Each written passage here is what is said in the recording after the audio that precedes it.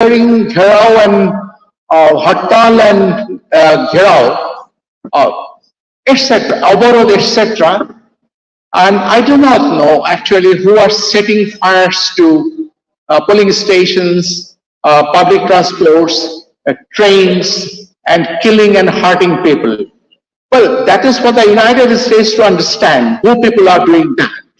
And if election, United States takes proper action, we will be very happy because we have promised to them that we will try our level best to make the election free, fair, and participatory. And if someone creates problems, certainly obstruction will be there. So from our end, we told them that we want to show up the election in accordance with international standard as set out in the Universal Declaration of Human Rights as well as ICCPR, International Covenant on Civil and Political Rights. So we are not at all bothered what United States said about imposition of visa restrictions for the election commission people. We don't care, we don't bother about that because that is not our subject matter. The Honorable Foreign Secretary is probably here. He understands better. Vienna Convention is his subject. So he knows interstate relations. What is called visa, I do not know. What is called passport, also I do not know. So he'll be knowing better what is passport, what is visa, and what is economic restrictions. Thank you very much. I'm from Turkish. My question that the main opposition party and its allies mainly accuse the government that 18 election and 2014 elections there were irregularities. At 2018 elections there were ballot stuffing the previous night. So my question to you.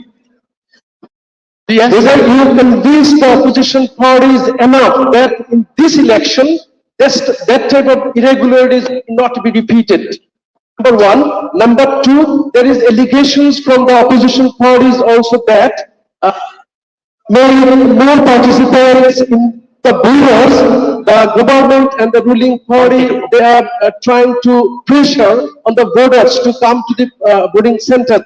When it says national ID cards have been seized and other means they are also as in this election there are less observer, even more observer from the United States or European Union. How do you evaluate it? Thank you. Well, thank you very much what you said about 2014 and 2018 elections. Let me tell you very frankly, the 2014 election, you said was controversial. Well, for that matter, the party who contested cannot be straightaway blamed that because one major party, they did not participate in the election. They did not contest the election. So as a result, what happened very happily, peacefully, the election was over and the party who singly contested, they got about 150, they returned from 156 uncontested. So that is why that has been seriously criticized. But still the fact is this, if one does not contest, our law is there that candidates may declare elected uncontested. So what we always expect, if we like to develop the political culture within democratic letters and spirit, then the political parties will have to come forward to contest in the election effectively. So if you do not contest and if another party sweeps the votes, so it is very difficult to criticize that party for sweeping the votes when the other party does not come to the election as a whole. So another side you say that, but this time I can tell you that 2018, as regards 2018, I have no evidence with me, but I agree that there has been a big perception that the 2018 election was not fair and proper. But the ruling party doesn't agree with that. But the general perception that goes around, what I also do not disagree with, nor do I agree with, But the fact is this, a perception is there that 2018 election was not very credible. But this time, election, right? But this time, this election commission, more importantly, the government, mind it, the government, not the ruling party. I always made it clear to people that when the Prime Minister speaks as Prime Minister, she is Prime Minister of the people, of the whole country. She doesn't belong to any political party. When she speaks in a meeting as head of a political party, she has a color as party head. So when the Prime Minister and many ministers said that this time election will be free, fair and credible.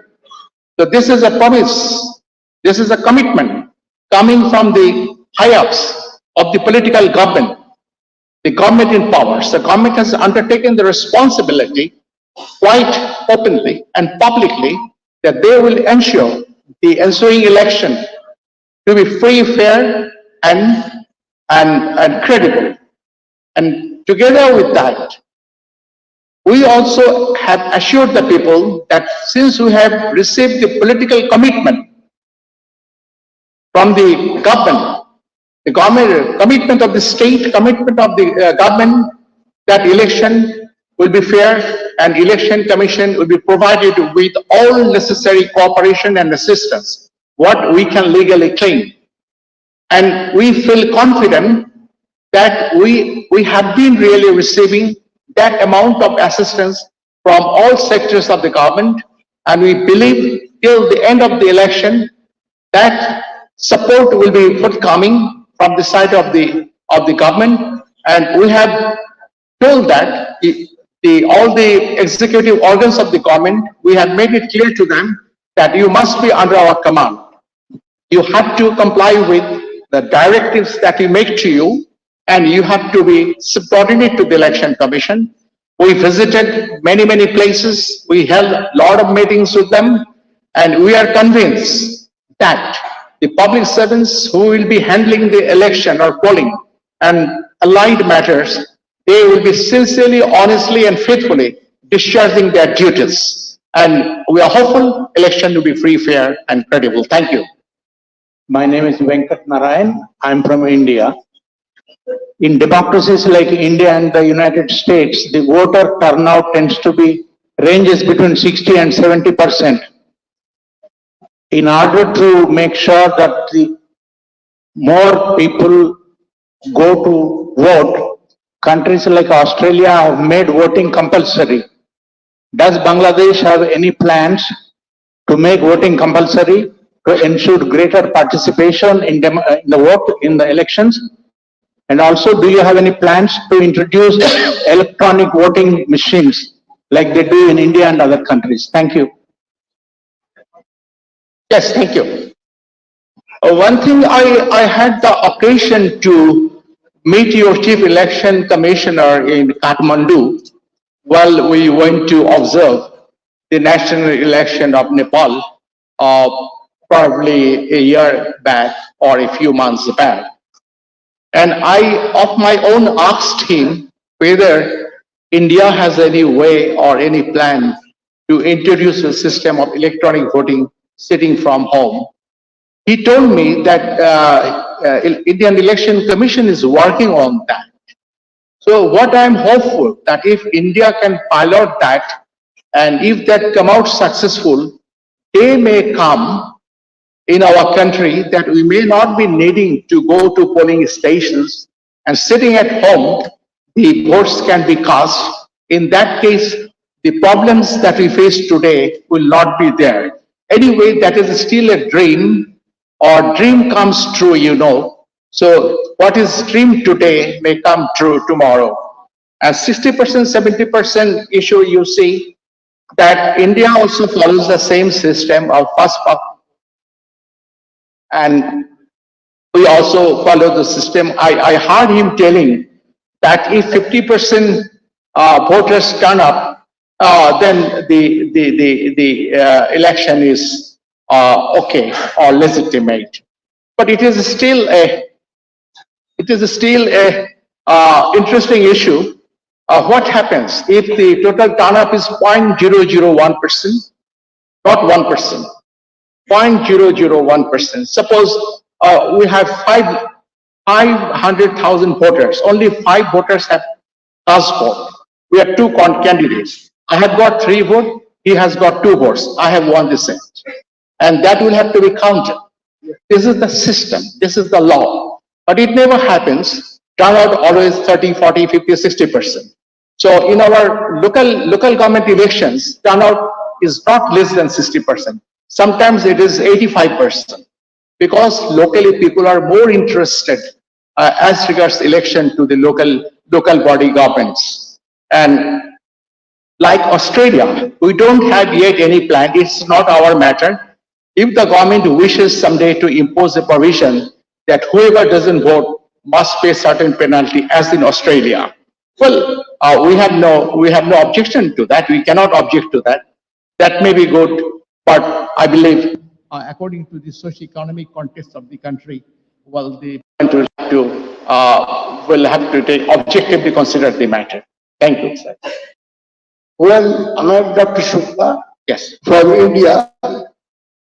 Though I don't want to make any comments, but it is very unfortunate if any country intervenes in the affairs of an independent country. It is very unfortunate. As far as fair election is concerned, it is the duty of everybody to follow that, whether it is A party or B party. If you are interested in maintaining the democracy, it is the duty to ensure that you all participate. However, I am surprised that those who are dictating these terms have not advised them to follow. However, I will like to know, Mr. Commissioner, what measures have you already taken?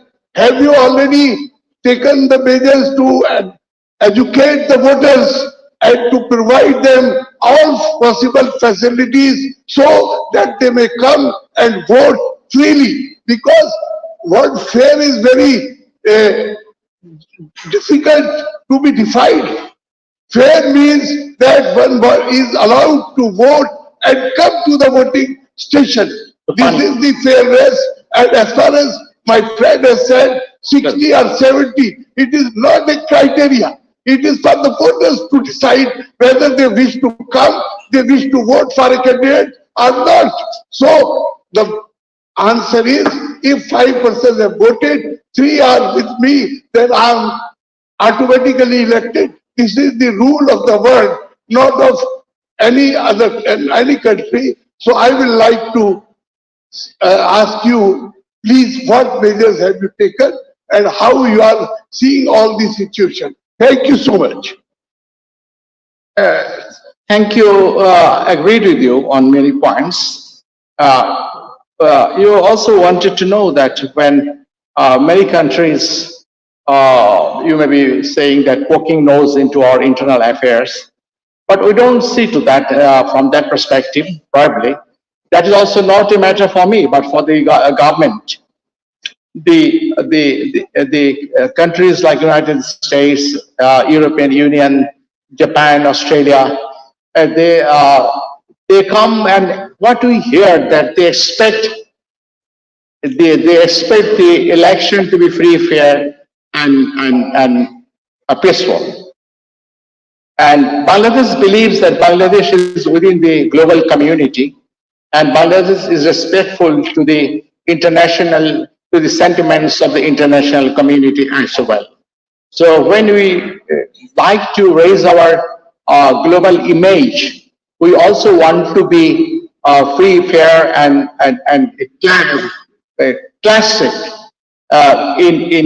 in our electoral matter. Because there has been a lot of development, but the basic element of election is not fair, then certainly many countries may raise the issue.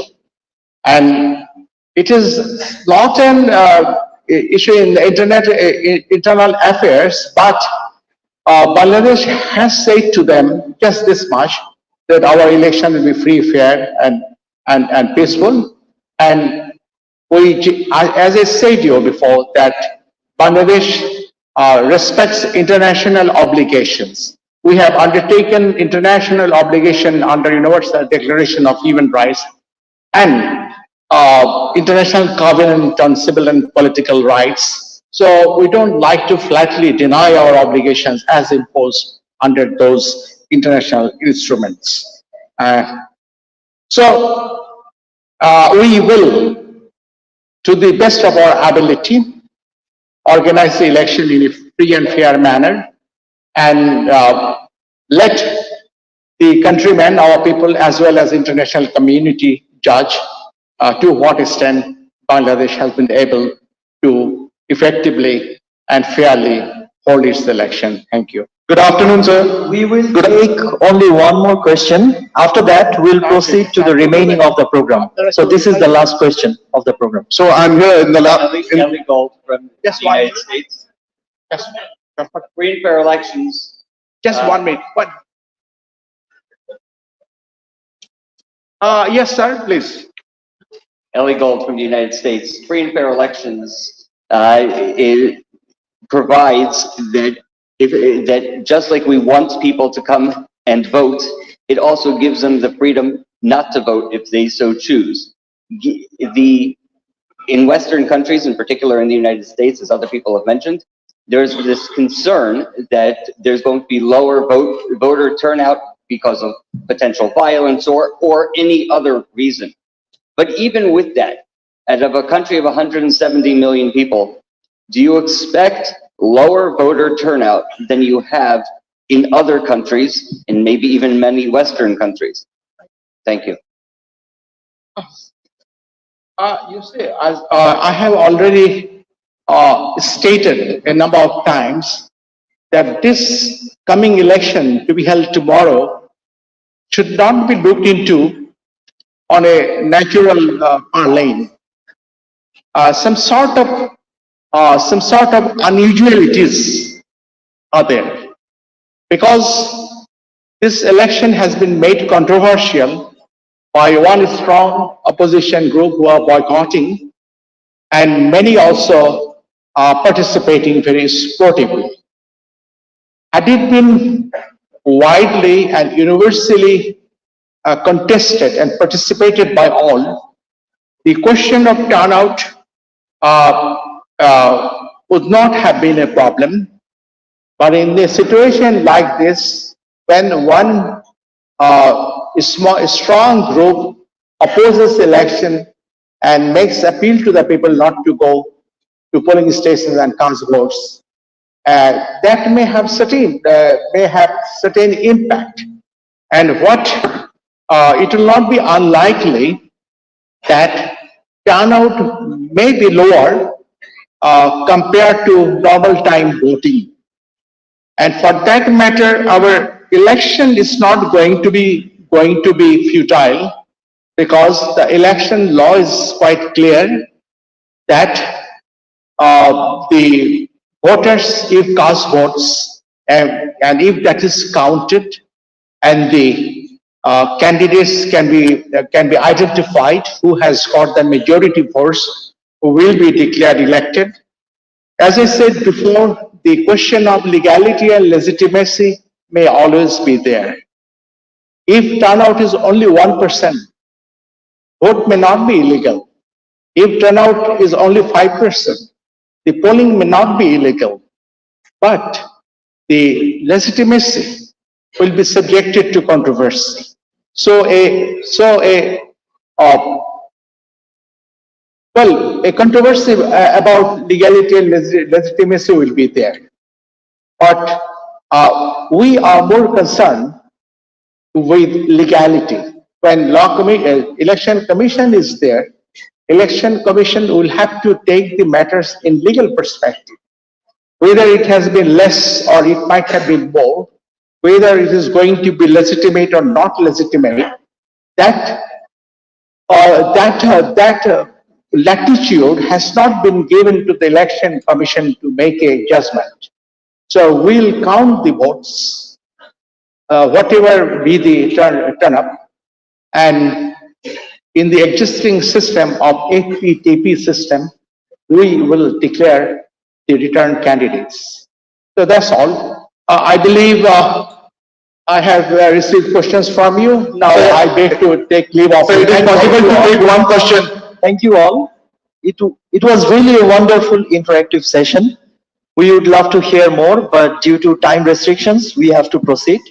Now, I would like to request our respected Foreign Secretary, Ambassador Masood bin Momen sir, to say his vote of thanks to the audience on this occasion. Thank you. Honorable Chief Election Commissioner, Honorable Election Commissioners, distinguished election observers from across the globe, including honorable members of Parliament and senators, international press and media members, members of local election observer teams and press and media, distinguished guests. A very good afternoon to you all. At the outset, I must admire the patience of the Chief Election Commissioner in responding to all the questions that were asked, and very patiently and meticulously, I think he answered. So we'll not go into the details. Elections are only 16 hours away from tomorrow. It will start at 8 a.m. as mentioned by the Chief Election Commissioner, and also the PowerPoint presentation has adequately highlighted all the main features of the election for which meticulous preparations have been undertaken by the Election Commission for some time now.